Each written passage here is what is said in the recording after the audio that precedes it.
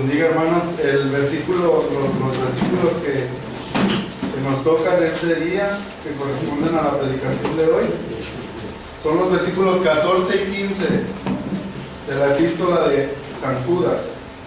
Y dicen así, son los que leímos: de estos también profetizó Enoc, séptimo desde Adán, diciendo: he aquí vino el Señor con sus santas decenas de millares, para hacer juicio contra todos, y dejar convictos a todos los impíos de todas sus obras impías que han hecho impíamente, y de todas las cosas duras que los pecadores impíos han hablado contra él. En esta serie de predicaciones basadas en el libro de Judas, hemos podido ver que la falsa doctrina, con su consecuente práctica impía y pecaminosa, ha permeado la iglesia desde sus inicios. Hemos visto que los falsos profetas o falsos maestros introducen sus doctrinas tergiversadas de una manera encubierta o camuflada, los cuales producen grandes estragos en el pueblo de Dios. Al parecer sus doctrinas parecen cristianas al principio, pero realmente son doctrinas nocivas, porque mezclan, hermanos, la verdad con la mentira. Judas dijo que la doctrina bíblica o la fe ha sido una vez dada ya a los santos. Y es en esta doctrina en la que la iglesia debe mantenerse firme, hermanos. Pero la realidad desde los tiempos de Judas es que los hombres no soportan mantenerse firmes en la doctrina bíblica, sino que ansían una doctrina más humanista y acorde con los deseos pecaminosos de cada generación. Es por eso que Pablo dice a Timoteo, si quieren ir a sus Biblias, en 2 de Timoteo, capítulo 4, versículo del 3 al 4. 2 de Timoteo, capítulo 4, versículo 3 al 4. Pablo le dice así a Timoteo: porque vendrá tiempo cuando no sufrirán la sana doctrina, sino que teniendo comezón de oír, se amontonarán maestros conforme a sus propias concupiscencias, y apartarán de la verdad del oído, y se volverán a las fábulas. En la medida que los tiempos avanzan, la situación empeora. El hombre cada vez se centra más en sí mismo, y prefiere una religión cristiana que tenga con fin la satisfacción de sus deseos humanistas más profundos. Prefieren una religión que no les requiera obediencia absoluta a mandamientos y a los principios absolutos del Dios Santo. Jesús mismo predijo que en la medida que la humanidad se acerca al final de los tiempos, surgirán falsos profetas en medio de la iglesia, los cuales confundirán a las gentes con sus elocuentes palabras y con sus supuestos actos milagrosos. Parafraseando, hermanos, los versículos del 4 al 11 del capítulo 24 de Mateo, el Señor Jesús dice lo siguiente: mirad que nadie os engañe, y muchos falsos profetas se levantarán y engañarán a muchos, porque se levantarán falsos cristos y falsos profetas, y harán grandes señales y prodigios, de tal manera que engañarán, si fuere posible, aún a los escogidos. Pedro el apóstol también predijo que los últimos tiempos estarían caracterizados por el surgimiento abundante de falsos profetas o falsos maestros. Y eso lo vemos, si me quieren acompañar, en 2 de Pedro, capítulo 2, versículos del 1 al 3. 2 de Pedro, capítulo 2, versículos del 1 al 3. Dice así la palabra de Dios: pero hubo también falsos profetas entre el pueblo, como habrá entre vosotros falsos maestros, que introducirán encubiertamente herejías destructoras, y aún negarán al Señor que los rescató, atrayendo sobre sí mismos destrucción repentina. Y muchos seguirán sus disoluciones, por causa de los cuales el camino de la verdad será blasfemado, y por avaricia harán mercadería de vosotros con palabras fingidas. Asimismo, Juan, hermanos, en el Apocalipsis presenta la historia final de este mundo presente. Y esta historia, hermanos, está caracterizada por la presencia de las falsas doctrinas y de los falsos profetas, los cuales tienen la facultad de hacer señales y obras milagrosas, con las cuales engañarán a la mayoría de las personas. Juan nos deja ver que en la historia de la iglesia siempre la mayoría de las personas preferirán seguir la falsedad en vez de la verdad bíblica. Y Juan nos dice por eso en Apocalipsis capítulo 13, del versículo 13 al 14, nos dice así: también hace grandes señales, de tal manera que aún hace descender fuego del cielo a la tierra delante de los hombres, y engaña a los moradores de la tierra con las señales que se le ha permitido hacer en presencia de la bestia. Pero las fuerzas de estas palabras de Juan, hermanos, y el propósito de prevenir a la iglesia de no seguir a los falsos maestros, ha sido opacada por las interpretaciones premilenialistas y dispensacionales de la iglesia de este tiempo. Pero Juan, tenemos que entender que Juan en este pasaje nos está advirtiendo a los creyentes de no ser tan ingenuos de pensar que todos los que hacen milagros en nombre de Cristo son verdaderos ministros enviados por Él. Muchos falsos ministros podrán hacer milagros, pero el fin que ellos tienen no es glorificar a Cristo, sino a sí mismos, a la vanidad humana, y en las últimas al mismo Satanás, quien los dirige con su astucia. Desde los tiempos de Judas y aún desde el Antiguo Testamento, la falsa doctrina enseñada por los falsos maestros que pueden hacer milagros y señales ha estado presente, hermanos, en el pueblo de Dios. Lo vemos desde Moisés. Moisés advirtió de los falsos profetas, que son falsos no porque no puedan hacer cosas portentosas, sino porque ellos enseñan doctrinas erróneas. Pueden pronosticar cosas y pueden ser que se cumplan, pero están enseñando doctrinas no bíblicas. Y por eso estos deben ser evitados y considerados como una plaga peligrosa dentro de la iglesia.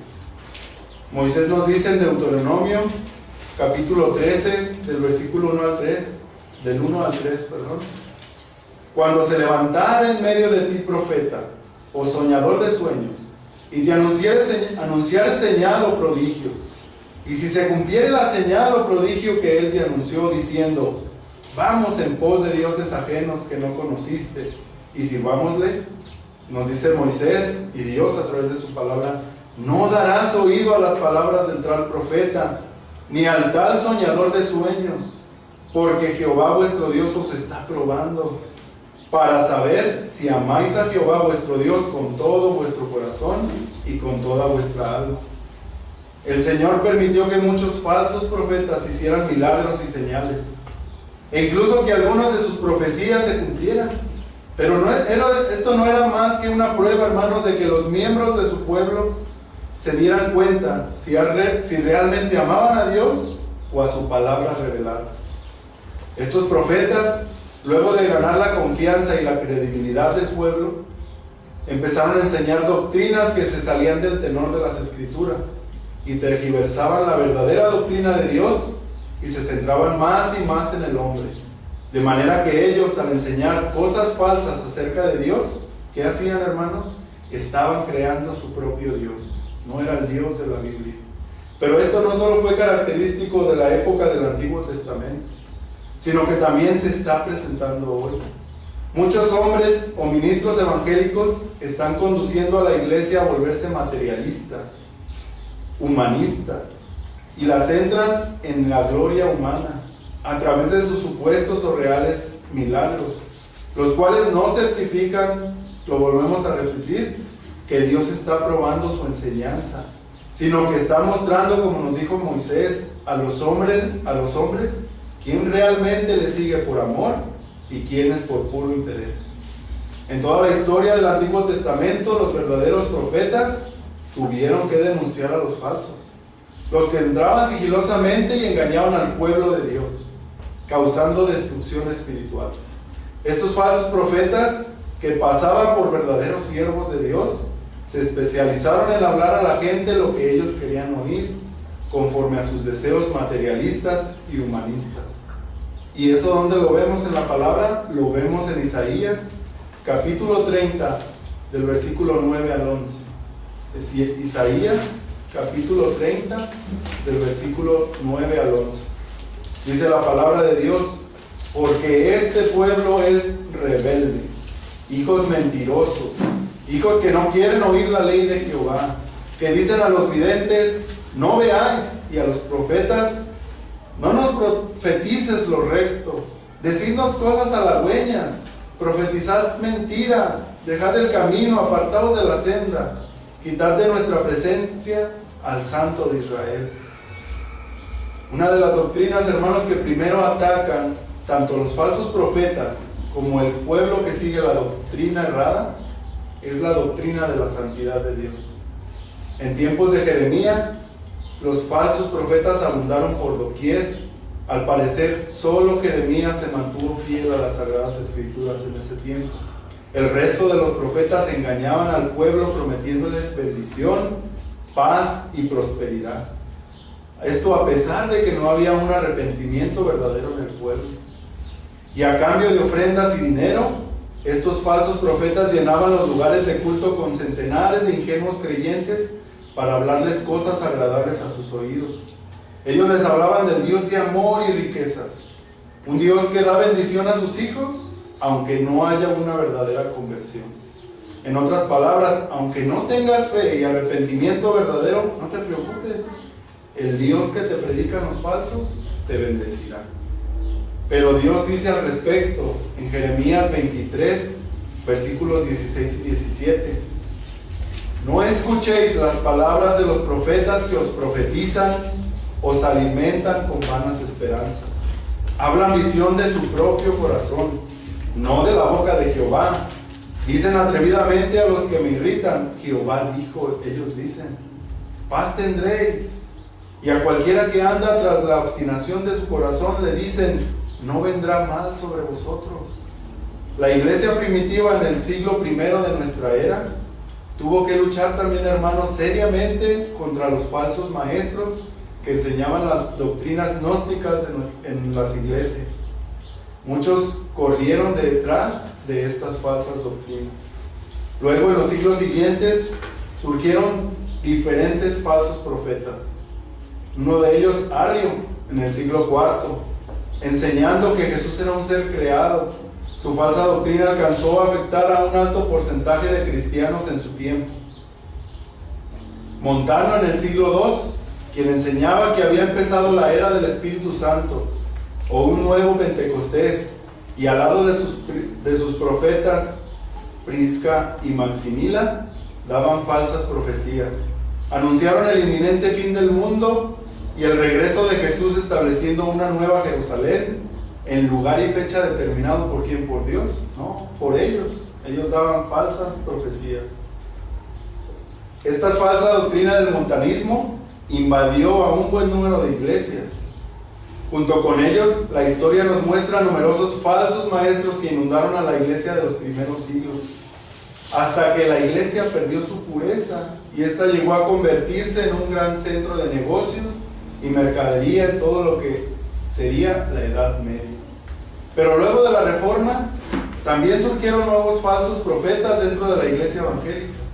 Unos maestros enseñaban la poligamia, otros el legalismo, otros el racionalismo teológico, otros negaron la divinidad de Jesús, otros niegan hasta ahora la Santa Trinidad, otros cuestionaron los milagros de la Biblia y trataron de quitar lo que sonaba sobrenatural. Otros se volvieron liberales y enseñaron que la Biblia no es la palabra inspirada, solo que algunas de sus partes siguen diciendo no son verdaderas. Otros enseñaron que los sacramentos no son necesarios. Otros que Cristo no regresará, que Él realmente no murió en una cruz y que tampoco resucitó. Otros falsos maestros enseñaron que el cielo y el infierno no son lugares donde irán las personas a pasar la eternidad. Otros enseñaron que las almas condenadas no sufrirán para siempre en el infierno, sino que serán aniquiladas, dicen. Otros enseñaron que los cristianos pueden pecar a su antojo y ellos serán salvos. Otros enseñaron que además de las Sagradas Escrituras, podemos confiar en las revelaciones que algunas personas están recibiendo ahora, directamente dicen de Dios. Otros enseñaron que la obra de Cristo en la cruz no tiene como fin especial reconciliarnos con Dios y darnos libre entrada a su presencia en los cielos, sino que tiene como un propósito el que construyamos un cielo aquí en la tierra y que ahora mismo podemos disfrutar de manera plena de la glorificación de nuestros cuerpos y que aparte tenemos el poder para hacer que nuestros cuerpos nunca se enfermen, dicen ellos. Otros dijeron que nosotros somos como pequeños dioses, que tenemos poder en lo que hablamos para tener la realidad, para traer a la realidad cosas que no existen. Otros enseñaron que el Evangelio no fue dado para que seamos ricos, que nos fue dado para que seamos ricos y tengamos muchas posesiones. En fin, hermanos, no se terminaría de escribir en un libro completo todas las falsas doctrinas que durante siglos han entrado y dañado a los cristianos. ¿Y no es esto abrumador? ¿No nos deja esto una sensación de frustración, tristeza y angustia al ver cómo los falsos profetas han hecho y siguen haciendo de las suyas? ¿No nos deja esta realidad con un sentimiento de impotencia? ¿Por qué Dios no destruye a los falsos profetas e impide que las doctrinas erróneas ingresen a la iglesia? ¿Por qué pareciera que la falsedad avanza con más fuerza dentro de la iglesia cristiana? ¿Por qué si la iglesia es de Cristo y Él la cuida, permite que los falsos pastores hagan de las suyas y aparentemente prosperen en medio de esa impiedad? Es muy posible, hermanos, que los lectores de la carta de Judas estuvieran haciéndose esta pregunta. Y Judas, como buen pastor bíblico, les ofrece un consuelo en los versos 14 y 15 que leímos, afirmando a través de una profecía del patriarca Enoc que el día del juicio vendrá con total seguridad sobre los impíos, incluyendo a los falsos maestros. Los falsos maestros podrán estar confiados ahora y seguir en su deseo de hacer daño a la iglesia, estafando a través de la fe, pero el juicio sobre ellos se acerca. Como dice Deuteronomio 32:35, a su tiempo su pie resbalará. Analicemos, hermanos, de manera breve los versos 14 y 15 de Judas. Analicémoslos conforme a la estructura natural que nos presenta el pasaje. Judas nos presenta 4 cosas acerca del juicio de Dios en estos versículos. Primeramente, nos dice que es un juicio seguro. Después nos dice, es un juicio total. Después nos dice, es un juicio contra la impiedad. Y después nos dice Judas, en el cuarto y último lugar, que es un juicio basado en la verdad. Lo voy a repetir, es un juicio seguro, es un juicio total, es un juicio contra la impiedad y es un juicio basado en la verdad. Dice una parte del versículo 14, de estos también profetizó Enoc, séptimo desde Adán, diciendo, he aquí vino el Señor con sus santas decenas de millares para hacer juicio. Dijimos que es un juicio seguro. Judas consuela a la iglesia que llora, sufre y se angustia al ver cómo los falsos profetas invaden a la cristiandad, afirmando que las cosas no se quedarán así. Dios vindicará su causa y hará un juicio condenatorio sobre los impíos. Para afirmar esto, aunque pudo haber utilizado Judas muchas profecías del Antiguo Testamento, nuestro autor acude a una profecía o proclamación que hiciera el patriarca Enoc. Y se preguntarán ustedes, hermanos, ¿y dónde está ese libro en la Biblia? Aunque no aparece en ninguno de los libros canónicos del Antiguo Testamento, Judas lo usa. Pero si bien es cierto que la profecía fue tomada de un libro apócrifo, la verdad es que esta porción que usa Judas, una vez que fue incluida por Judas en su carta, se convirtió en escritura inspirada. No significa esto que todo el libro apócrifo de las profecías de Enoc sea inspirado, sino que solo esta parte, por el hecho de haber sido considerada por Judas en su carta, se convierte en inspirada. Es muy probable que Judas haya utilizado esta profecía debido a 3 razones fundamentales. La primera es que, al parecer en el siglo I, hermanos, este libro era muy apreciado por los judíos y muchos tenían conocimiento de estas profecías, de manera que para los lectores les iba a ser fácil entender el juicio al que se refería Judas. La segunda razón por la que creemos que Judas utilizó estas palabras es que muy probablemente los falsos profetas, los cuales estaban diciendo que recibían sueños y nuevas revelaciones de parte de Dios, también estuvieran familiarizados con la literatura mística de su tiempo, siendo para ellos conocido el contenido de las profecías de Enoc. y tal vez lo recibían como literatura apta para sus fines dañinos, de manera que Judas utiliza su propia literatura para anunciarles que sobre ellos vendrá un terrible juicio. La tercera razón es que al parecer el contenido de la profecía que Judas cita en su carta se había transmitido de boca en boca o de manera oral, y posiblemente fue una proclamación que realmente hiciera Enoc en su tiempo, lo cual le daba gran honorabilidad y respeto debido a lo antiguo del mensaje. La expresión séptimo desde Adán que usa Judas quiere decir que este Enoc no es el hijo de Caín, sino el descendiente de Set, el cual está ubicado en la séptima generación, contando desde Adán. Enoc fue considerado un gran hombre de Dios, debido a que la Biblia dice que caminó con él y fue traspuesto a los cielos. Hemos escuchado mucho, ¿verdad?, que Enoc, y dice la Biblia, caminó con Dios. De manera que Judas acude a esta antigua declaración para mostrarle a la iglesia bíblica que aunque ahora somos pocos y estamos siendo despreciados por los falsos profetas y las multitudes que siguen sus nefastas doctrinas, no obstante, un día veremos cómo Dios derrama sus juicios sobre los que pervierten la fe. Y que este juicio, hermanos, es un juicio cierto. Lo vemos al inicio de la profecía. He aquí vino el Señor. Es decir, aunque habrá un juicio final y definitivo, ya Dios está obrando y avanzando todas las cosas para la llegada de este juicio. Muchos de sus juicios ya están derramándose sobre los impíos, aunque esto sea solo un adelanto del gran juicio final.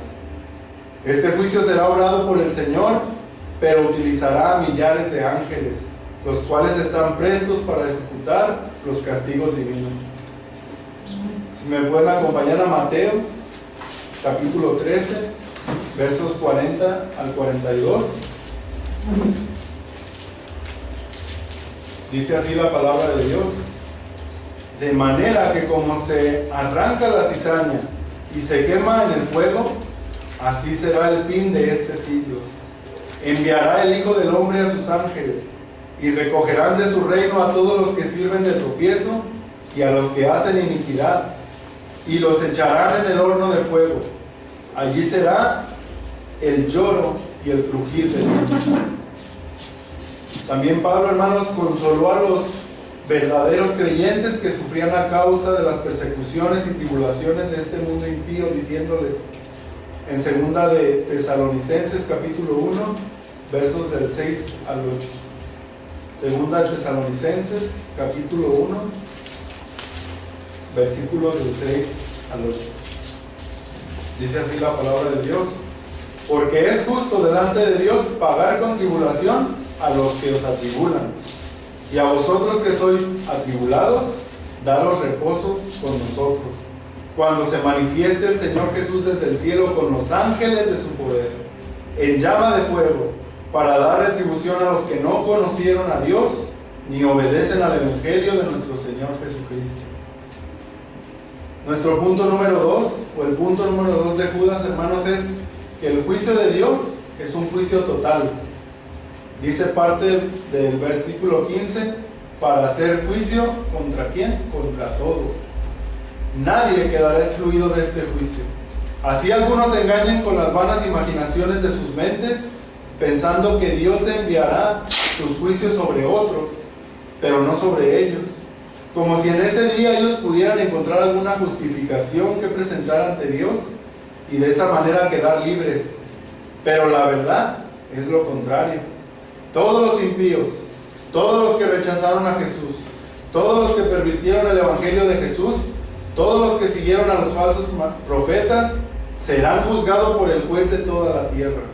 En el juicio de Dios, la posición social, la posición eclesiástica o económica no les valdrá de nada. Apocalipsis 20:12 dice: y vi a los muertos, grandes y pequeños, de pie ante Dios. Y los libros fueron abiertos, y otro libro fue abierto, el cual es el libro de la vida, y fueron juzgados los muertos. Nadie, hermanos, podrá esconderse del juez universal y supremo. Él conoce todas las obras de cada uno. Proverbios 5:21 nos dice: porque los caminos del hombre están ante los ojos de Jehová, y Él considera todas sus veredas. Y Proverbios 15:3 nos dice, 15:3, los ojos de Jehová están en todo lugar, mirando a los malos y a los buenos. Aunque algunos líderes religiosos falsos se cubren en el poder de sus denominaciones o mega iglesias, o en su poderío económico y fama mundial, Dios no se deja deslumbrar. No se deja deslumbrar por la gloria humana, y ellos también serán encontrados por la justicia divina, y la sangre de todos los que fueron condenados por creer en el evangelio erróneo que ellos predicaron caerá también sobre ellos. Estos malos hombres creen que la destrucción nunca vendrá sobre ellos, y son como los impíos mencionados en el Salmo 10, los cuales dicen en su corazón. Si quieren ir a Salmo 10, en el versículo 6, para que veamos, hermanos, lo que piensan los impíos. En el versículo 6 dicen ellos: no seré movido jamás, nunca me alcanzará el infortunio. Y en el mismo capítulo 10 del Salmos, en el verso 11 dice: Dios ha olvidado, ha encubierto su rostro, nunca lo verá. Los impíos no solo rechazan a Dios en sus caminos, sino que hablan insolentemente en contra de Él y su palabra. Cuando algunos son reprendidos a causa de sus pecados, entonces usan las Sagradas Escrituras para justificar su impiedad. El pastor Julio Benítez menciona a un líder cristiano, hermanos, en determinada región de Colombia, el cual expresó que no tenía problemas en recibir dinero o diezmos de los narcotraficantes o paramilitares. Pues la Biblia, él decía, este falso maestro decía, que las riquezas de los impíos serían para los justos. Pero eso vemos que es una manera blasfema de usar la palabra, la cual redundará en su propia condenación de estos falsos maestros. Muchos impíos, cuando son amonestados, cuestionan a Dios y ellos lanzan ofensas contra el Creador y hasta llegan a afirmar que no temen la ira de Dios. Pero todas estas palabras serán tomadas en cuenta en el día del juicio, y muchos lamentarán en aquel día por haberse expresado así. Mateo 24:30 dice lo siguiente: entonces aparecerá la señal del Hijo del Hombre en el cielo, y entonces lamentarán todas las tribus de la tierra, y verán al Hijo del Hombre viniendo sobre las nubes del cielo con poder y gran gloria. Los teólogos liberales, aquellos que pervierten el evangelio y hacen extraviar a la gente del camino y los conducían a vivir en el pecado negando muchas de las verdades, ellos en ese gran día buscarán esconderse de la mirada escrutadora del juez de toda la tierra. Pero no habrá para ellos ningún rincón oculto, sino que la palabra de Dios, aquella contra la cual lucharon, tergiversándola y haciendo decir lo que no decía, esa palabra misma los condenará. Juan 12:48 dice: el que me rechaza y no recibe mis palabras, tiene quien le juzgue. La palabra que he hablado, ella le juzgará en el día postrero. En tercer lugar, hermanos, vemos que el juicio de Dios es un juicio contra toda la impiedad. Parte del versículo 15, Judas dice: y dejar convictos a todos los impíos de todas sus obras impías que han hecho impíamente, y de todas las cosas duras que los pecadores impíos han hablado contra él. La impiedad consiste, hermanos, en vivir sin Dios, o vivir como si Dios no existiera. El impío dice en su corazón, ¿cómo dice? No hay Dios. Y por lo tanto se han corrompido, hacen obras abominables. Salmos 14:1 nos dice: el malo, por la altivez de su rostro, no busca a Dios.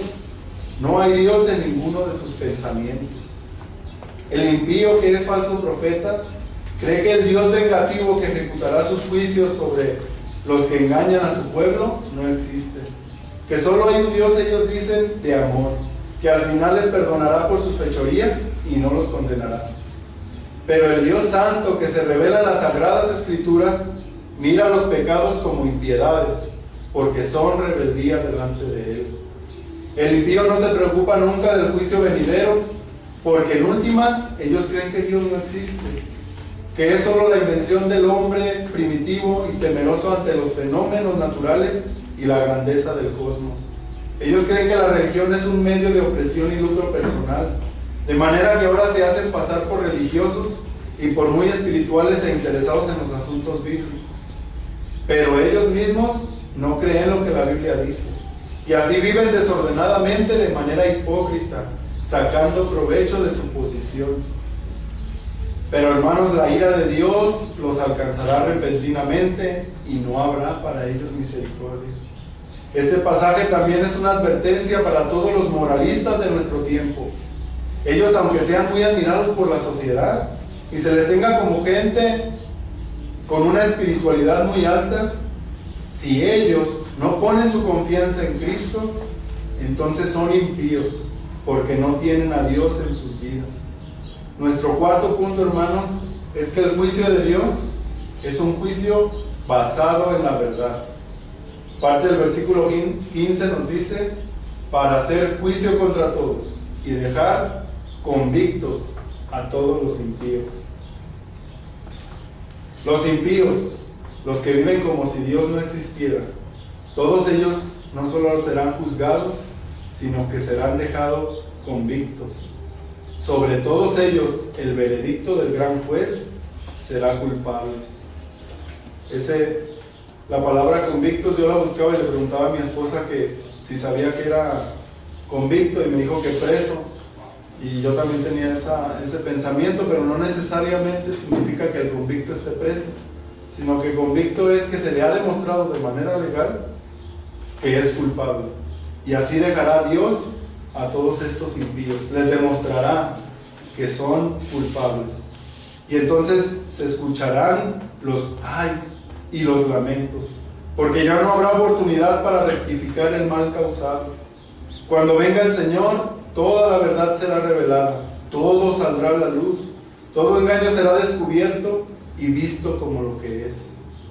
Uno de los mayores problemas, hermanos, de los pecadores es que nos engañamos a nosotros mismos. Detenemos la verdad, como dice Romanos 1:18. Una de nuestras estrategias favoritas para lograrlo, ¿qué hacemos? Nos comparamos con el otro. Aunque nuestra conciencia proclama nuestro pecado, apagamos su voz mirando al otro, mirando a los demás y argumentando, pues no soy tan malo como el otro, ¿verdad? Así queremos apagar y acallar nuestra conciencia pecaminosa. Neciamente es esto.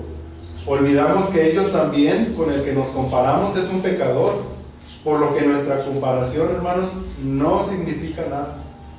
Dice Benton John, es como el lodo diciéndole al barro, estás sucio, ¿verdad? Es engañoso a nosotros mismos, es engañarnos a nosotros mismos cuando nos comparamos con otro pecador para justificar nuestro propio pecado. En este mundo, hermanos, podemos engañar a los demás sobre nuestras intenciones. Sí podemos hacer eso. Pero en ese día no podremos engañar al que todo lo escudriña. Somos muy hábiles para ocultar nuestro pecado y disfrazarlo de piedad. Pero ese día todas las máscaras y todos los vestidos legalistas serán quitados y desnudos nos presentaremos ante el gran juez. Todos los culpables, los que no se refugiaron de todo corazón en Cristo, y todos los que no buscaron para la salvación los buscaron al Señor Jesucristo para la salvación de sus almas, sino que vieron a la iglesia por puro interés material, egocéntrico y humanista, todos ellos serán declarados culpables y la ira de Dios arderá para siempre sobre ellos. Para terminar, hermanos y amigos, veamos unas aplicaciones. Primero quiero dirigirme a las personas que aún no son cristianas, que no han reconocido su necesidad de Jesucristo. Amigo y amiga, ¿estás preparado para presentarte ante el juez de toda la tierra? ¿Estás preparado para presentarte ante aquel que juzga lo más profundo del corazón y ante aquel donde las cosas se presentan desnudas? ¿Estás preparado para ser escudriñado por aquel a quien no puedes engañar y que revisará cada una de tus obras, de tus pecados y de tus malvadas intenciones de tu corazón? El día de juicio será un día de tormento y tribulación para todos los que no confiaron en Cristo Jesús, porque ellos no tendrán ninguna escapatoria, y cuando se vean perseguidos por la mirada escrutadora del Dios que se sienta en el trono, tratarán de esconderse debajo de las piedras. Querrán morir porque no soportan la ira de Dios. Pero todo eso, amigo, será en vano. Dice Apocalipsis, capítulo 6, versículos 14 al 17. Y el cielo se desvaneció como un pergamino que se enrolla, y todo monte y toda isla se removió de su lugar. Y los reyes de la tierra, y los grandes, los ricos, los capitanes, los poderosos, y todo siervo y todo libre, se escondieron en las cuevas y entre las peñas de los montes. Y decían a los montes y a las peñas: caed sobre nosotros y escóndanos del rostro de aquel que está sentado sobre el trono y de la ira del Cordero, porque el gran día de su ira ha llegado. ¿Y quién podrá, amigo, poderse mantener de pie ante esto? Amigo, ¿estarás tú entre las personas que huyen despavoridas de la presencia de Dios, buscando refugio entre las peñas sin hallarlo? Amigo, no es necesario que esto sea así. Para dirigirme a los jóvenes y a los niños hoy, quiero parafrasear pequeñas partes del sermón famoso de Jonathan Edwards, titulado Pecadores en las manos de un Dios airado.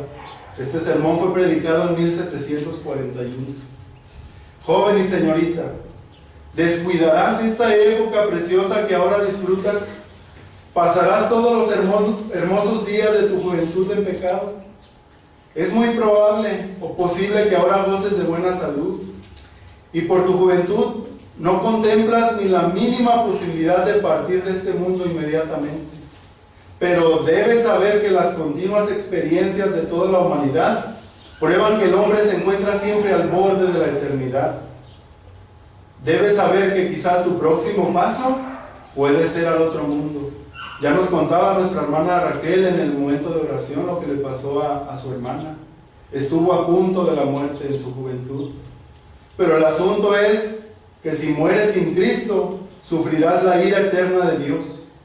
Esto lo vemos y vemos en Romanos 2:5, joven, pero por tu dureza y por tu corazón no arrepentido, atesoras para ti mismo ira para el día de la ira y de la revelación del justo juicio de Dios.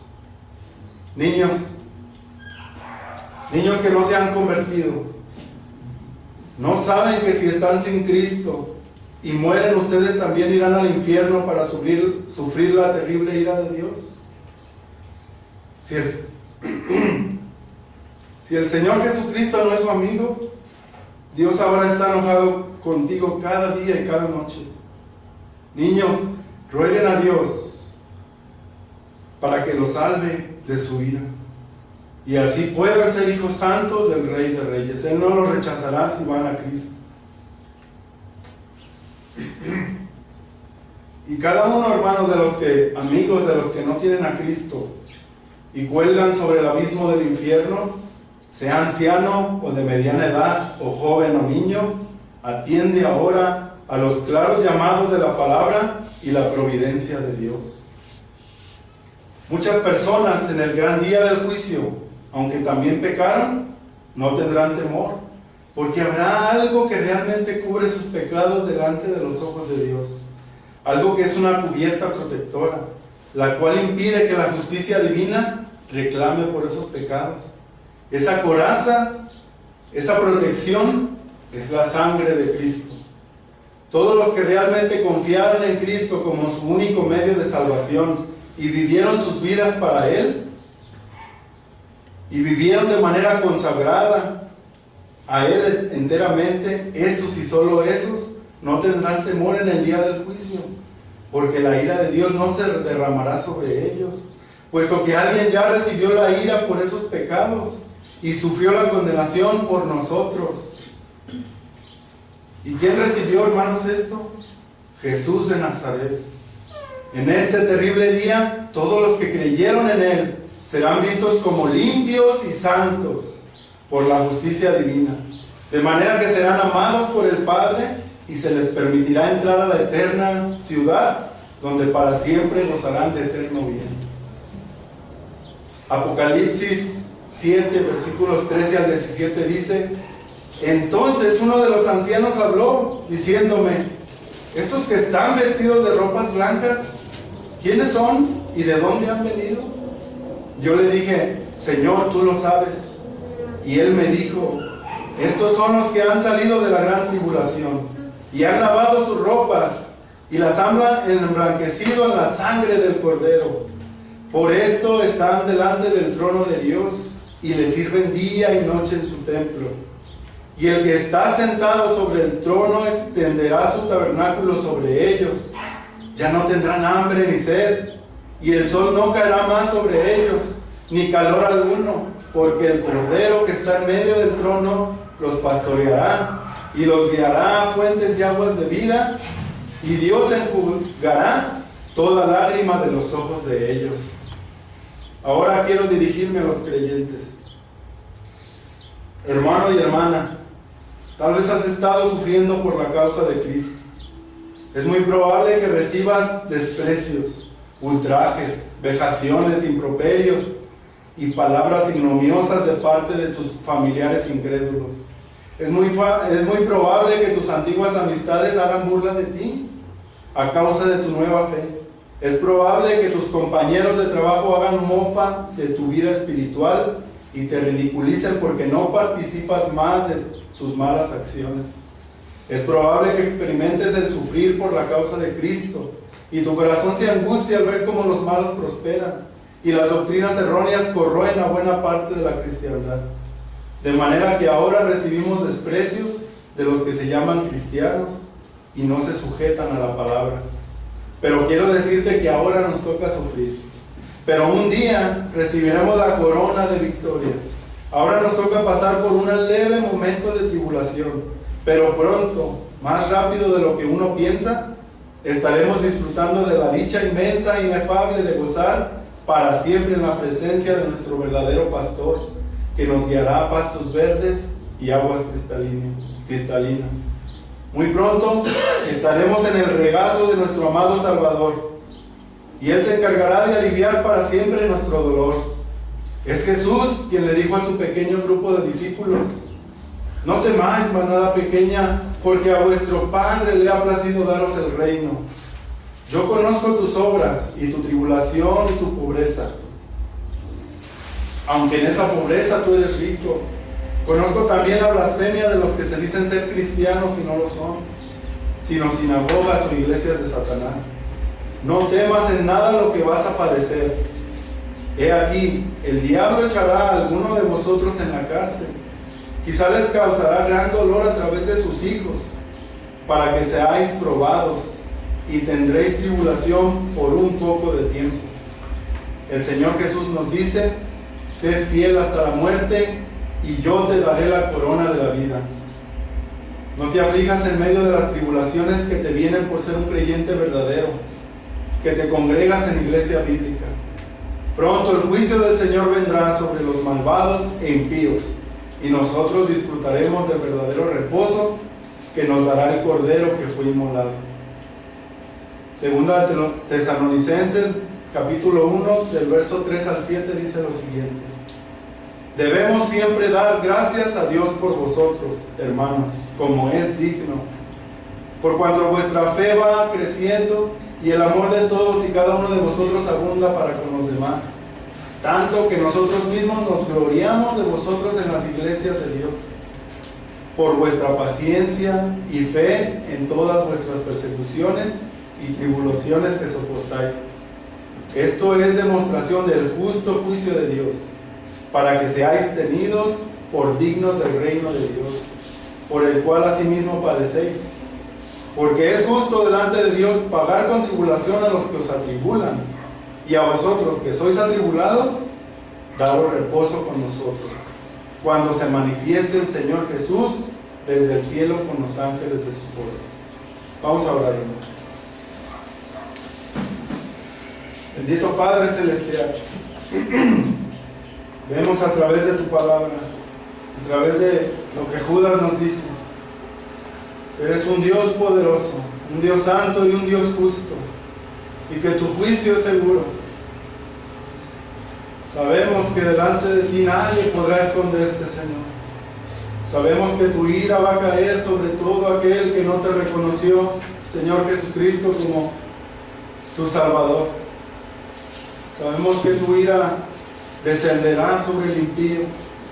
Pero al ver esto, Señor, también recordamos que tu misericordia es grande y que si ahora estamos de pie es por tu misericordia. Te rogamos, Señor, que a los que no han nacido de nuevo, a los que no han sido regenerados, los que te han rechazado, también, Señor, en este día tengas misericordia de ellos.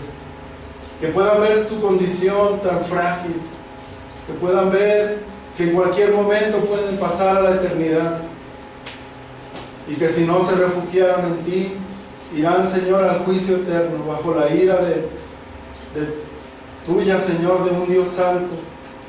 Y esto será, Señor, justo. No tenemos más que agradecerte nosotros, Señor, como iglesia, de que también nos has rescatado de la misma situación, de que por medio de la vida de nuestro Señor Jesucristo, de su obediencia y de su muerte en la cruz, y de que ha resucitado, tenemos la esperanza de estar un día contigo. Te pedimos, Señor, que quebrantes nuestro corazón como creyentes, si es que no estamos viviendo bajo tu santa ley, y que nos puedas hacer como a David, Señor, rogarte que sanes nuestros huesos, que nos vuelvas el gozo, Señor, de nuestra salvación, que nos permitas ver nuestro pecado y sabemos y tenemos por cierto que tú, como nuestro Padre, nos perdonas, Señor bendito. Te damos gracias por tu palabra y te glorificamos y te agradecemos todo, Señor, en el dulce nombre de nuestro Salvador, nuestro Señor Jesucristo. Amén. Amén.